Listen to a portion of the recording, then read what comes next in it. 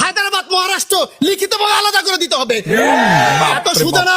আপনারা কথায় কথায় ভয় দেখাবেন না বাংলাদেশকে, কথা বুঝতে পেরেছেন? আমরা ইন্ডিয়াকে ডরাই না। হাদি নামের দর্শক, বাংলাদেশ থেকে ইনি কি বলছেন আগে সেই ভিডিওটা দেখুন, তারপরে আসছি ব্যাখ্যায়। হায়দ্রাবাদ মহারাষ্ট্র লিখিতভাবে আলাদা করে দিতে হবে। এত সোজা না। আপনারা কথায় কথায় ভয় দেখাবেন না বাংলাদেশকে, কথা বুঝতে পেরেছেন?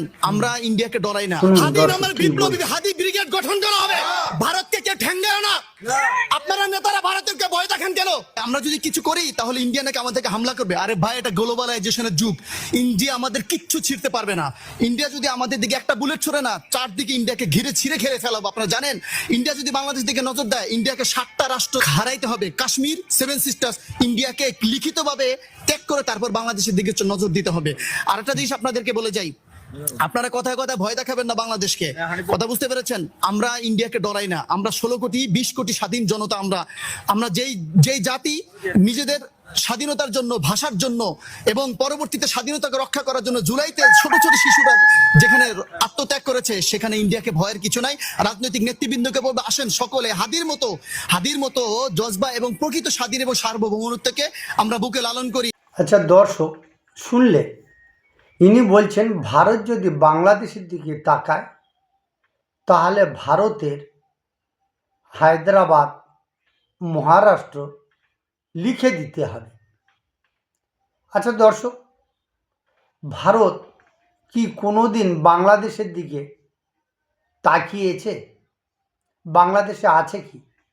বাংলাদেশ এমনি তো ভিখারি দেশ, যে ভারতের সাহায্য ছাড়া এক মুহূর্ত চলতে পারে না। প্রতিদিন খাদ্য সামগ্রী থেকে যাবতীয় সমস্ত জিনিস এদেরকে নিয়ে যেতে হয় ভারত থেকে। সেই খাবার খেয়ে পড়ে এরা বাঁচে। আর সেই বলছে ভারতের হায়দ্রাবাদ মহারাষ্ট্র লিখে দিতে হবে, এবং আরও হুমকি দিচ্ছে ভারতের 7 সিস্টার কাশ্মীর এরা নিয়ে নেবে। তাহলে দর্শক ভাবুন, এরা ভুল বকতে বকতে এরা নিজের দেশের প্রধানমন্ত্রীকে তাড়িয়ে নৈরাজ্যের সরকার সৃষ্টি করেছে। এরা কি সেই বাংলাদেশ মনে করছে ভারতকে?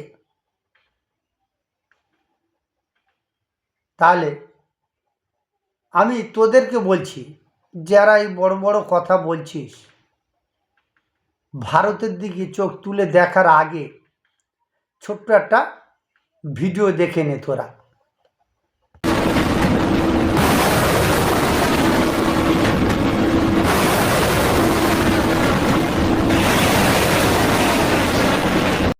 এই ভিডিও দেখলি তো? এইবারে তোরা চিন্তা কর, কবে তোরা ভারতের দিকে চোখ তুললে তাকাবি বা আক্রমণ করবি। যার নিজের দেশ ভিক্ষায় চলে, এই বাংলাদেশকে বিভিন্ন দেশে ভিক্ষা করে এদের চলতে হয়, আর এদেরই এত বড় বড় কথা। দেখলি তো ভিডিওটা? ভারতও তৈরি আছে। আরে বাংলাদেশ কেন, তুই তো চুনোপুটি। তোর থেকে বড় বড় বিশ্বের যে কোনো দেশের সঙ্গে বোঝাপড়ার ক্ষমতা ভারতের আছে। তাহলে দর্শক, দেখা যাক আরও বাংলাদেশিরা কি বলছে, তারা কিভাবে ভারত বিদ্বেষ করছে।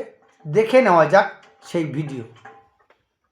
আমাদের দয়ায় বাঁচে, আমাদের দয়ায় খায়, সেই ভারতের বাংলাদেশের দিকে তার দেশে কসাইদের ক্যান্টনমেন্ট বানিয়ে, জঙ্গিদের ক্যান্টনমেন্ট বানিয়ে বাংলাদেশকে অস্থিতিশীল করার জন্য, চোরাগুপ্তা হামলা চালানোর জন্য একের পর এক এই পদক্ষেপগুলো নিতেই থাকে।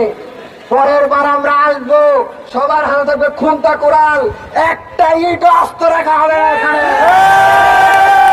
ভারতের প্রক্সি সেবাদাসী হাসিনাকে খেলে দিয়েছে।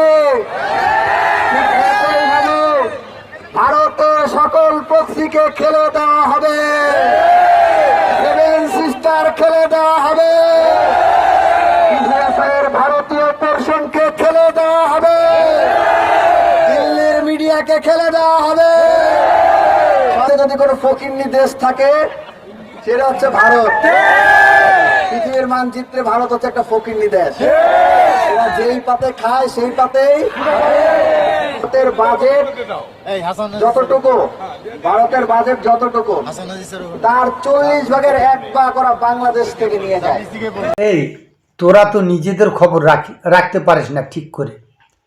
তোরা অভাবের কারণে নিজের দেশের লোককে তোরা মেরে গাছে বেঁধে ঝুলিয়ে তাদের পুড়িয়ে দিচ্ছিস, আর তোরাই বড় বড় কথা বলছিস।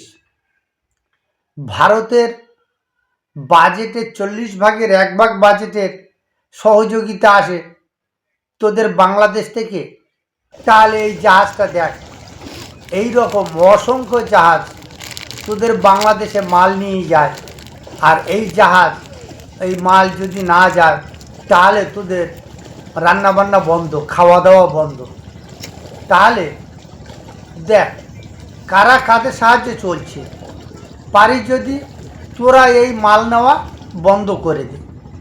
ভারত থেকে তো বন্ধ করবে না, তো ভারতের ব্যবসা, যে মাল নেবে তাকেই দেবে।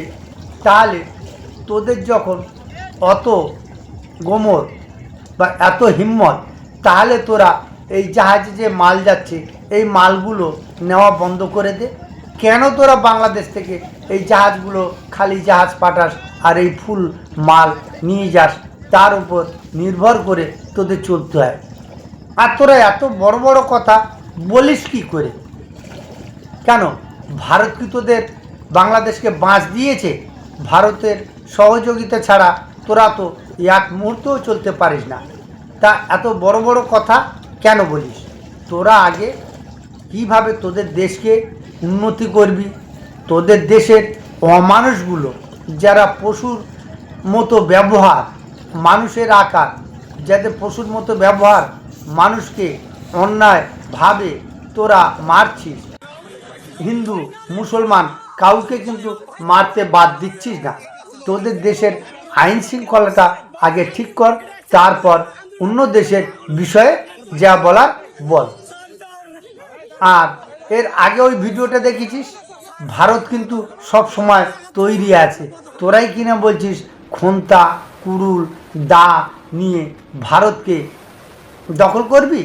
তাহলে এর আগে যে ভিডিওটা আর একবার একটু দেখ তুই। এই ভিডিওটা দেখে তারপর তোরা চিন্তা ভাবনা কর, তোরা ভারত দখল করবি না নিজেরা কিভাবে বাঁচবি সেই চিন্তা করবি। দর্শক যা বলার কমেন্টে বলুন, সঙ্গে থাকুন রয়্যাল স্টার টিভি, আর চ্যানেলটিকে শেয়ার ও সাবস্ক্রাইব করুন। সুস্থ থাকুন, ভালো থাকুন।